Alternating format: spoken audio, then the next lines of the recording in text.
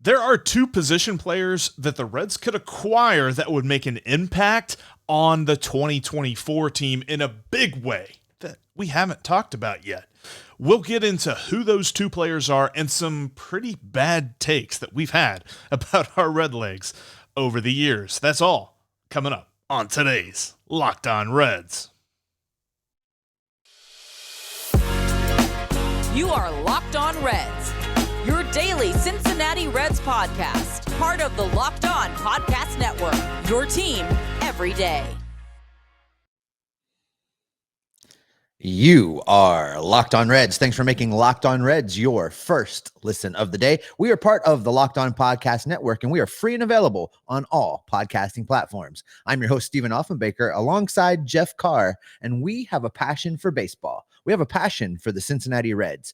Jeff and I have been doing podcasting about the Cincinnati Reds team for a combined 8+ seasons. We've taken our passion for this game and for this team, and we have turned it into information for you. On today's podcast, Jeff and I are going to look at a couple impact prospects that the Reds could go out and get right now at this trade deadline that will begin to build towards a winner in 2024. We're also going to take a quick look at this weekend's upcoming matchups with the Cardinals and their Devil Magic coming out of the All-Star break. We're also going to take a look back at some of our, maybe less than stellar hot takes that we've had over the past couple years. So that is going to be a fun stroll down memory lane, let me tell you. Today's episode is brought to you by BetOnline. BetOnline has you covered this season with more props, odds, and lines than ever before. BetOnline, it's where the game starts. And where we're going to start is taking a look at a couple guys, Jeff, that the Reds could go out right now and acquire at this trade deadline that would begin to set the momentum, set the expectations, put things moving towards a winner in 2024. First off, we're together again. It's nice to be back. I mean, we have been solo. You took over an episode earlier this week. I had a couple solo myself. It's nice to get to talk to you again, man. Right? But yeah, good to see you. It's good to see you too. There's a couple of really good dudes, and I think that there's this misperception, first off, going around, and we're going to jump into two really big players, prospects, guys who are ready to come up either this year or next year that I think the Reds should go after. But there's this misperception that's going around that being a seller just basically means you're going to hand off your players. Now, part of that is the Reds front office and how they kind of handled that this offseason, but also I think that there's this misnomer that a seller just means, here you go. You have Luis Castillo. You have Tyler Mahle. Just take Brandon Drury. We don't want him anymore. But this is an enviable position. This is why I'm kind of okay with the fact that the Reds have just tanked as bad as they've tanked, and they're not in a position where they can kid themselves as to how good they're going to be. They got to go and they got to sell right now, and they can get some dudes. Oh, absolutely. And a couple names you just dropped. It's very different situations, and we have to keep that in mind. Luis Castillo, trade chip numero uno. That's the guy. But listen, if this league decides to get a little froggy and lowball the Reds for Luis Castillo at the break, they absolutely do not have to move him. He has extended period of team control. They can wait till the offseason. There's room to be like, well, you know what, guys, if you're not going to play ball, we're taking our shiny toy. We're going home. That's fine. Brandon Drury is a little bit different. He's on a 1-year deal. They got to move him. So Drury will be, the best offer takes him, I think. And you take whatever you can get for him. But Luis Castillo, Tyler Mahle, those guys that still have team control, we're not in any hurry. You don't get to call us up and be like, we're going to send you Clint Frazier. We just picked him up off of waivers. You don't get to be like that. Miguel You're going to have to, as you said, any trade for Luis Castillo should hurt the team getting him. And that is the measure for me. And that's where we get these two guys that I've kind of been looking at, because I read something the other day about the Padres having interest in Luis Castillo and Robert Hassell's name coming up. Robert Hassell III is a very interesting prospect. In fact, he's an outfield dude who right now in the Padres minor league system is in center field. He's a 20-year-old dude. He's projected to be up next year, Steve. That's the kind of dude that we're talking about. And he's a top 25 guy, by the way. That's huge. You know, a couple big things with him, Jeff, just the fact that he plays that outfield position. If there's a spot in this Red system right now that kind of leaves you scratching your head a little bit about whether or not they're actually going to be able to man it in a couple years, it's the outfield position. So the fact that he's an outfielder, you know, box number one checked. The second thing that I really like about him is even though he's a lefty hitter, even though he hits from that left side of the plate, he's not one of those guys that they're just going to, you know, well, now overshift on, but the shift is probably going away. But you can't defense him in such a way that he can't hit the ball. And he's got that old fashioned lefty swing. You know, coming from the Padres, let's compare him to Tony Gwynn. I mean, he's not Tony Gwynn, but he can hit the ball the other way. That's where I'm going with this. He can hit the ball the other way. And that is key in getting a lefty outfielder that you might not necessarily have to platoon all the time. Yeah, the scouts say that this dude has a very advanced approach to hitting. He's not necessarily a power guy. He can really add a lot of power as he develops, but he has great understanding of the strike zone, and he can put the ball where he wants to. He doesn't have to pull. We're not going to see that crazy Joey Gallo shift that the Reds employed against the Yankees, and I'm sure every other team employs against Joey Gallo. For whoever team, if he's going to be a Yankee or he's going to play for somebody else, that's going to be interesting to think. And the thing with him is something that they said, you know, right now he's playing in center field. They're not necessarily sure if he can stick in center field, but if he does move to the corners, he's got the arm and he's got the range where that's not going to be a problem. It's not going to be that, okay, he moves to left field or right field because he can't field. It's more of a size thing, and maybe not necessarily so much the speed that he could have to be a center fielder, but he still have plenty of speed to play one of the corner outfield spots. And I think that is important to note when you're talking about a guy, because it seems like we always talk about, well, he's not a center fielder, but he could play center field. This guy kind of is a center fielder, but probably better suited for the corners. Well, and you know, the thing about center fielders, most center fielders, if they're decent at that position, they're very good at reading the ball off the bat. And then you move them to a corner and they're going to be really good at getting that first step and reacting. And, you know, what the scouts have said about his defense, I think falls right into line with that. He's going to be able to get a jump and cover a lot of ground no matter which corner you put him in. Makes me think of Bruce, although I don't know that you can really do it. Hassell. No, doesn't work. Can't do that with him. There's another guy that I looked at, and I saw this. It was a name that popped up in a great article in The Athletic where C. Trent was able to kind of solicit some trade offers from other writers and things like that. A guy who was in a possible Boston Red Sox offer, and that's Tristan Cassis. Tristan Cassis is currently 22 years old, and he plays an interesting position, and I'd like to get your take on this because we talked about Tyler Stevenson possibly moving to first base. Tristan Cassis could be a guy that they get in a trade, and he is a first baseman because of size, not necessarily because he can't defend anywhere, but because of his size, and he would be I think, a phenomenal trade piece if they got him back from Boston. Now, listen, I get bashed over the head every single time I talk about moving Tyler Stevenson from behind the plate. I agree. And it's not because I think he's a bad catcher. And it's not because I think he's going to be the world's best defensive first baseman. You know, I worry about Tyler Stevenson's health. Now, if you go out and get a first baseman that is a true first base defender, you know, with the adding of the designated hitter to the National League, you can rotate three guys through those two fielding positions plus the designated hitter, and everybody still gets their at-bats. You protect their health. You eliminate the wear and tear on their legs. You know, you do a lot of things with your catchers, and you've got a first baseman in the mix that's a true first baseman that can play there defensively, and it kind of all works. So, you know, that being said, if Tyler Stevenson eliminates these weird injuries, then I'm all for leaving him behind the plate. I'm just worried about him getting another bump on the head.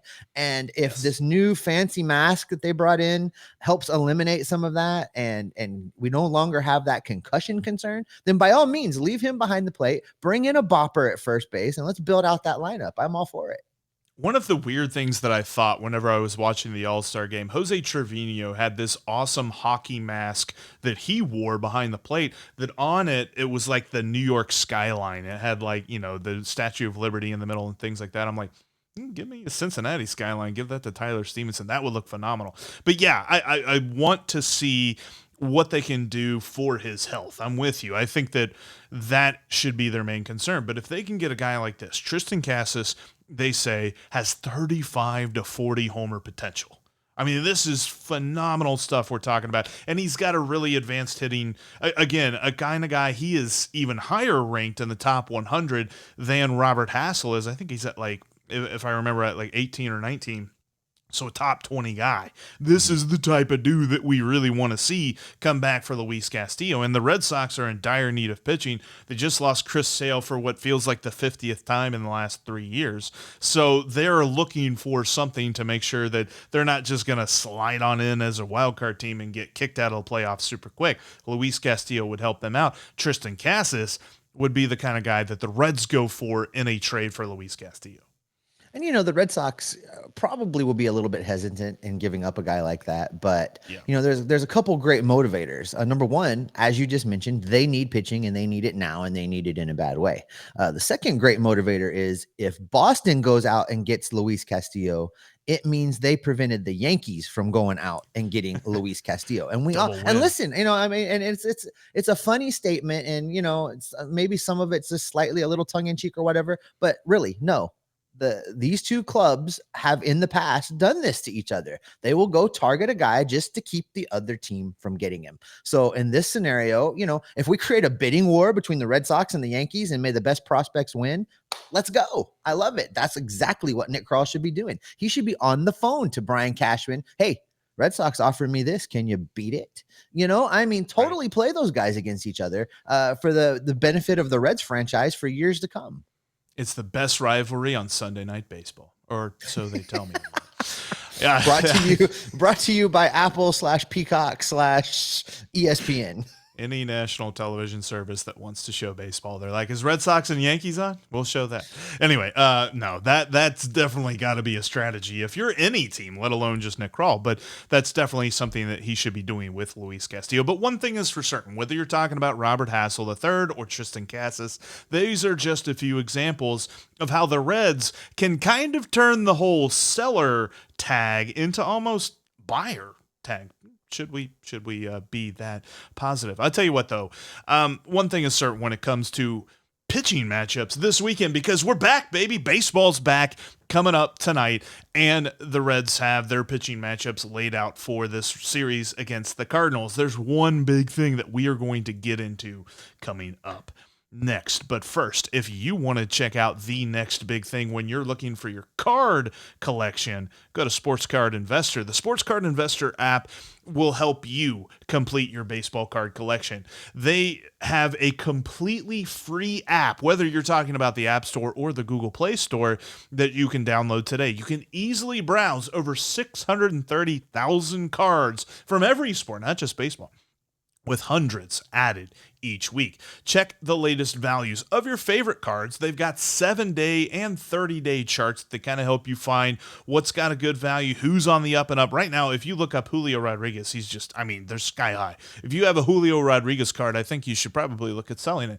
And by the way, if you have a I saw this today too. If you have a 2019 Topps Update Nick Senzel rookie card, they're selling for about $20 right now. Yeah, his value's on the rise a little bit there.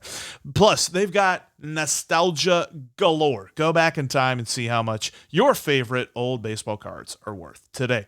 Download the Sports Card Investor app, which is available for free in the Google Play and App Store. Go to sportscardinvestor.com/locked-on to find it today. And as your small business grows, LinkedIn Jobs is here to make things easier to find people that you want to talk to faster and for free. Create a free job post in minutes on LinkedIn Jobs to reach your network and beyond to the world's largest professional network of over 810 million people. Then add your job and the purple hiring frame to your LinkedIn profile today and spread the word that you're hiring so that your network can help you find the right people to hire. Simple tools like screening questions make it easy to focus on candidates with just the right skills and experience, so you can quickly prioritize who you'd like to interview and hire. While it's why small business rates LinkedIn Jobs number one in delivering quality hires versus leading competitors. LinkedIn Jobs helps you find candidates you want to talk to faster.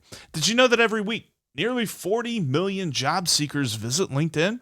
Post your job for free at linkedin.com/lockedonmlb. That's linkedin.com/LOCKEDONMLB to post your job for free. Terms and conditions apply. Thanks for making Locked On Reds your first listen today. Which NFL stars move the betting line the most? Locked On has you covered. All week, Locked On has been giving you the 50 most valuable players in the NFL from the odds makers at BetOnline. They're into the top 10 right now, so find Locked On NFL wherever you get your podcast and on YouTube to check out the most valuable football players today. And also, thanks for making Locked On Reds your first listen as well. This weekend, the Reds are facing the Cardinals, which means we'll be all over it on Monday, working on seeing if we can get our Locked On Cardinals guys on here. Maybe we'll be able to talk some trash. Probably not, though. I don't know. It's really hard to tell. The pitching matchups when it comes to this weekend are set, Steve. And there's something that I think is key, and it's probably a little bit obvious, but I think that it's worth saying. We need 6 innings out of our starters in these games. It's just no two ways about it. Well, clearly, I mean, we saw what happened when we got a 2-inning start out of Nick Lodolo. While the bullpen wasn't horrid, it pretty much wipes them out. You know, it's a good thing that the All-Star break was coming when that happened, because if it had been one of those stretches where this team had 7, 8, 9, 10 games in a row without a day off, coming off of a horrendous start like that, you know, it all just starts to domino. And then the next thing you know, Jeff Carr's pitching for this team because there's no other arms available. One thing with these starters, I want to really start moving away from the innings pitched metric, but it's hard to do because, we talk all the time about these rookies being on innings limitations. When really what it is they're on pitch limitations.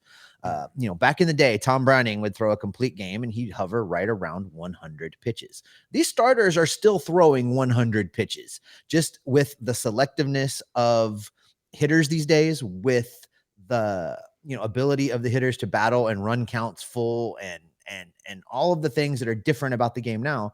100 pitches doesn't get you as far as it used to. So I would love to change that nomenclature just a little bit, but it's not going to happen today. What I do want to see out of these starters is, working accounts effectively. Get a lot of outs, a lot of strikeouts is fine, but a lot of full counts is bad. They need to go at the hitters. And, let's face it, this team's not going to the playoffs, so they don't have to nibble a lot. They don't have to be worried about, the consequences of giving up a long ball if they make a bad pitch. I really want to see the second half of this season be a developmental opportunity for all 3 of these rookie pitchers to really learn how to go at guys and figure out what of their stuff is most effective when, as far as getting guys to chase and make bad swings.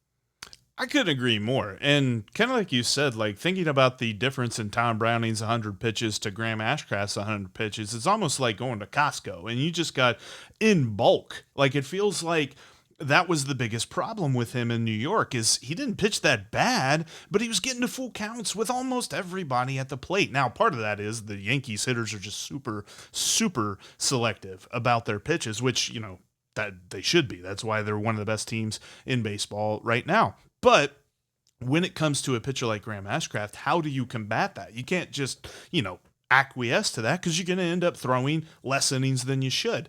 And how are they going to do that against the Cardinals? Because this lineup for St. Louis is pretty good. I tell you what, let's look at the 3 starters this weekend, Steve, and we're going to try something new. And if I, remember to actually put this in the rundown on a regular basis, this will be a regular thing.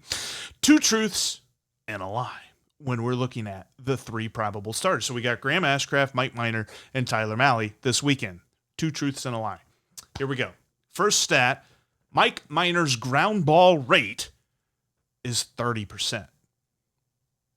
Second stat, right-handers are hitting against Graham Ashcraft. They're hitting 349, and they have an OPS of 907 against Graham Ashcraft, who is a right-handed pitcher, by the way.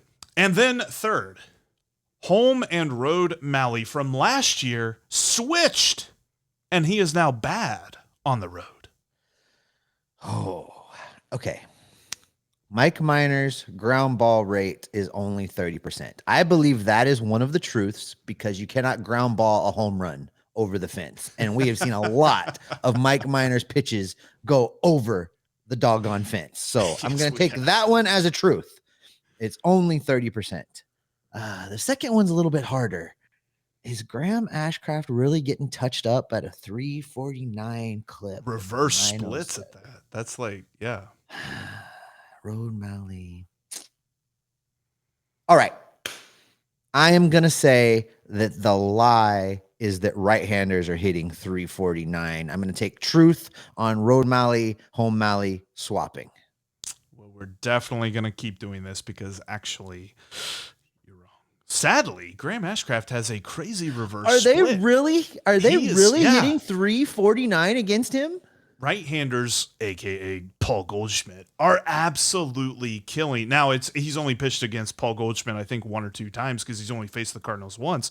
But a guy like Paul Goldschmidt is going to be licking his chops on Friday night because he's got reverse splits. In fact, his splits against left-handed hitters, I think they're hitting only like 210 against him, which is crazy. To me, I think it's the cutter. He can throw it up and into them. It's something about maybe the way right-handers see that cut fastball the way compared to lefties. But yeah, That has for to some be giving reason, David Bell the twitches when he looks at his iPad. That's got to be like his analytics aren't. It's a oh my god, right? It's like 349. Wow.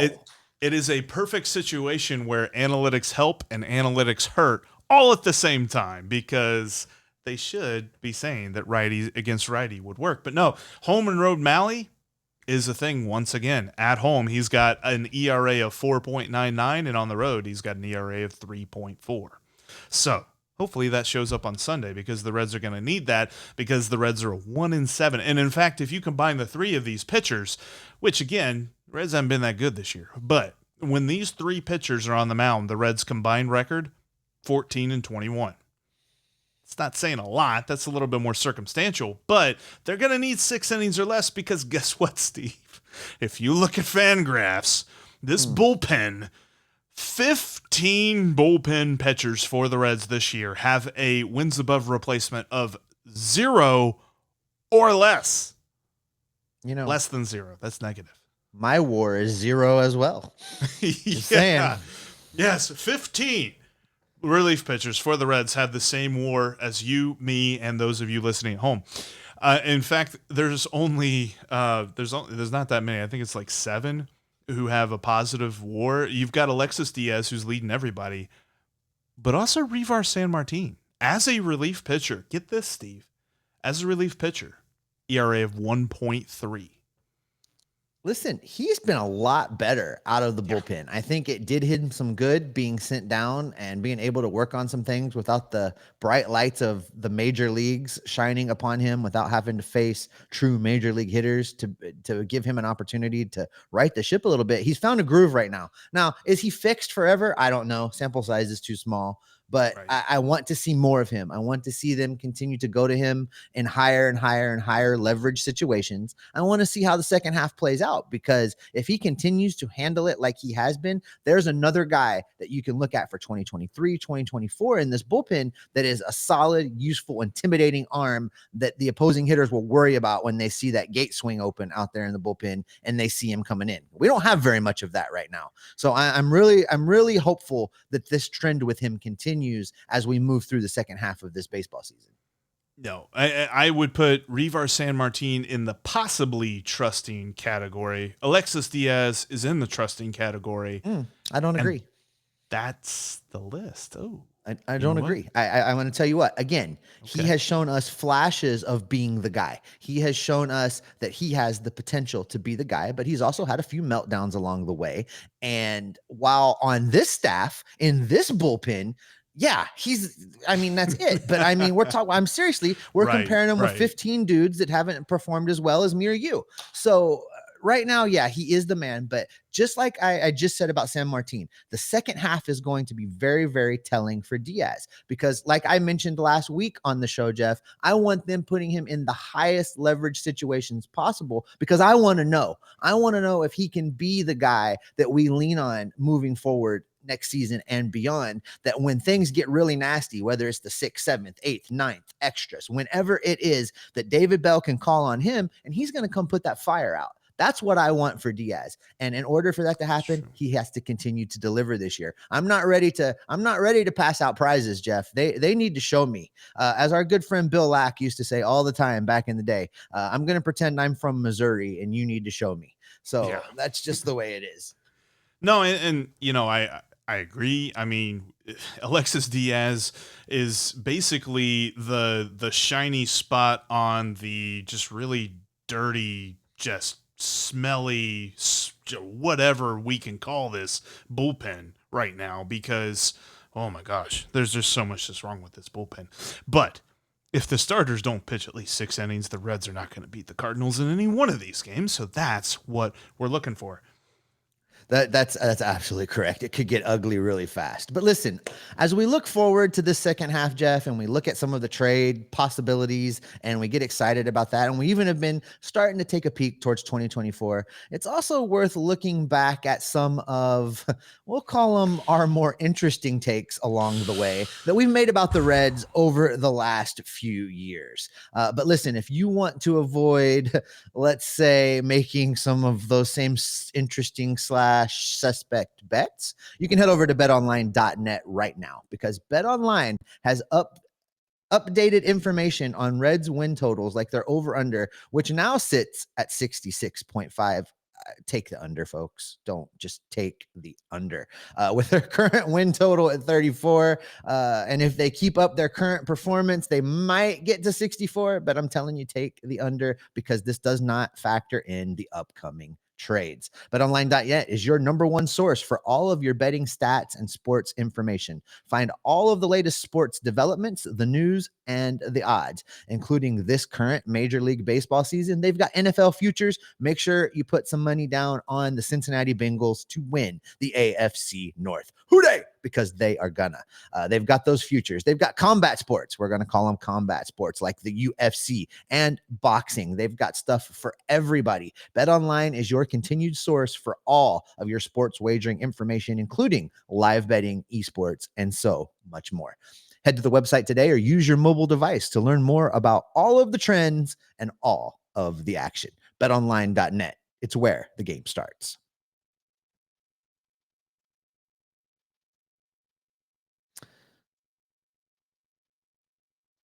Also want to take a second and talk to you about Built Bar. Built Bar comes to you from the people that invented healthy and tasty food, and they're bringing you their latest gift to your taste buds. It's probably one of their most amazing products out there, the Coconut Brownie Chunk Built Bar. And guess what?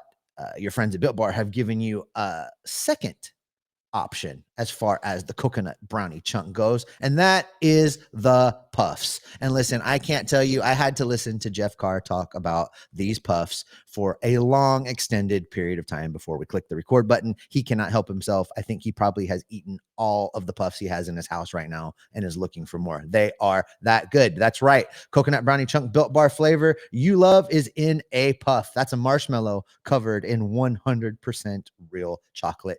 How could it go wrong? It's like a fluffy cloud of coconut brownie goodness. Now stop drooling and listen. Head over to BuiltBar.com right now to order your low calorie, low sugar, high protein, delicious treat. The coconut brownie puffs are here for a limited time. So get over there right now, built.com, and make sure that you don't miss out because they're going very, very fast and your taste buds are going to find them amazing.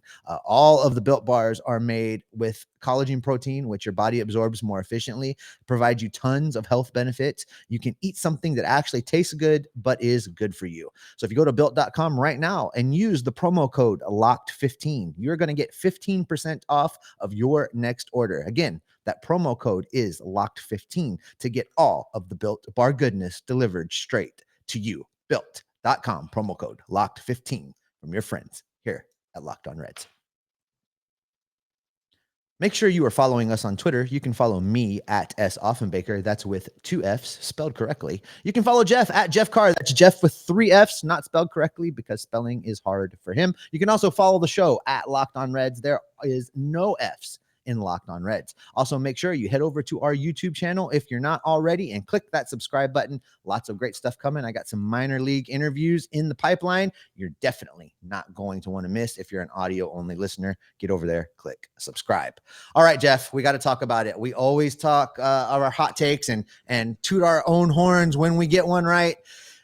There have been some we haven't got right, namely every bet you've ever made. Nay, wait a minute now. I picked as far as bad takes, and I'm also pretty sure that you had already ordered a Hall of Fame jacket that had Brandon Larson's name on it. Yeah, I really I mean, I'm not alone in that. There were quite a few people that really thought Brandon Larson was going to be something, and I think he compiled a career OPS plus of 50. But yeah, that wasn't good either. But there were a couple of guys. I mean, okay, so yeah, Brandon Larson, I think a lot of fans remember him, and a lot of fans like to compare him to every prospect that becomes a bust as a Red. But do you remember Ryan Wagner? We were very excited about Ryan Wagner. What are you talking about? He was going to be the next big closer, right? Like he was the next dude to save every single game. And then, of course, my favorite, one of my favorites still, like thinking about on like missed prospects, guys that, especially like looking back at 2013, this dude was the next Johnny Cueto. This dude was awesome. Daniel Corsino. Absolutely murdered Double-A.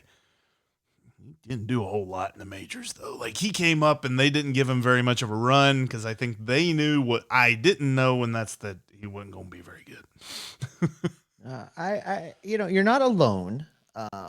Reaching farther back, way back in the day, I remember being excited when the Reds signed Steve Avery, for those that were around for that. So, those were not good times. And most recently, listen, I'll own my bad takes just as much as I gloat when I'm right, which is more often than you, but I am wrong on occasion. And you don't have to go very far to find me being wrong about the shortstop situation with the Reds. And not only has Kyle Farmer proved to be a pretty good defensive shortstop, which I was wrong about. Sorry, Kyle. Also, I thought Eugenio Suarez could still play shortstop. So I struck out twice on the same swing, which, that is a feat all by itself because Eugenio Suarez was awful at shortstop and Kyle Farmer, not so much. So there is an example of Steve's bad takes. Not gonna lie, I joined you in the Suarez for shortstop campaign, and wow, were we wrong? That was some of the worst defense I had ever seen because it was not even like he didn't have range to get the stuff. It was when he got there, he didn't know what to do with it. Like he was like, I got a glove. I don't know what very, very, very, very bad. That was so bad. I mean, talk about like misperceptions on guys in the major leagues. Like I go back to Michael Tucker. I really thought Michael Tucker was like a leadoff hitter. Like I thought that he should have been the dude at the top of the lineup back in 99 and 2000. And he wasn't that good. He had like an OPS of like 90 on a team that had a lot of dudes that were hitting the ball, 99, you saw 4 guys who had wins above replacement of 4 or more. Based on where you look, like Baseball Reference. I mean, Sean Casey, Mike Cameron, Greg Vaughn, and Barry all had wins above replacement of over 4. And I'm like, yeah, but Michael Tucker should be hitting leadoff. I didn't know. I didn't know. And how is your belief? And how is your belief that our friend Mr. Trotter was going to win a Gold Glove not on this list, Jeff? How is your pick of him as the new third baseman of the future not on this list? Yeah, him. And then gosh, yeah. I mean, you throw if you built out a list of bullpen arms during the 2000s. There were a lot of guys that I really liked. And I think it was just maybe me trying to be as optimistic as possible. But looking back, one of the worst trades in the history of the Reds franchise was made with the Washington Nationals whenever they sent Austin Kearns and Felipe Lopez for a bunch of dudes that didn't know how to find any kind of baseball bat in the dugout, even if it was right in front of them, or their glove, or a ball for that matter, because we're talking about Gary Majewski. And I'm pretty sure nobody wanted to hear that name today, but here it is, Gary Majewski. I thought that dude was going to make that trade worth it. He had an 8.5 ERA in 32 appearances one year. I think it was 2006, 2007. He had 32. They gave this man 32 appearances, and he couldn't get his ERA down below 8. That just looking back on those numbers, that just my mind just explodes. Like, how do people do that? How does a team let a dude pitch that many times? Well, we should ask Nick Kroll because he's done it as well. Yeah, there's quite a few dudes on this team too, and yeah, I don't know. Like it's fun to think about because there was I think it was a tweet thread that was going around of like, name a bad take that you had or something like that. And Daniel Corsino is one of the first things that I always think of. I also think of Eddie Guardado. I really thought Eddie Guardado should have been given the keys to the city and been the closer. And I look back, I'm like, yeah, I'm sure he had 30, probably 35 saves in that year. He had 8 saves, Ooh. Steve. 8. Ooh. What? Him and Heath Hembry. They get together and they can form the bullpen that the Reds wish they had. Let's wrap it up right there. Yes, these bad takes are making me spiral. I tell you what, thank you so much for watching, for listening to the Locked On Reds podcast here today. It's glad to be back.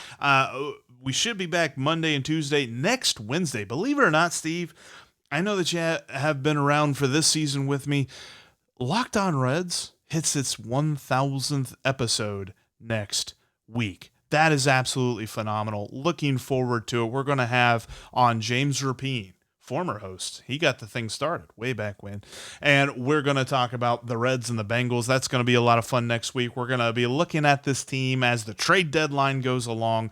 Lots of stuff is coming for you. Make sure that you are subscribed to the podcast right here on YouTube and on your favorite podcast apps. Also, make sure you go check out Locked On MLB Prospects as Lindsey Crosby gives you a daily look at everything of the stars of tomorrow. Plus, he's got all of the MLB draft reaction that you can handle. That's Locked On MLB Prospects, just like Locked On Reds, free and available on all platforms. Steve, it's good to be back. It is great. What can people expect from us? They can expect that we are going to be Locked On Reds for at least 1,000 more episodes right there in your podcasting feeds. We'll see you next week.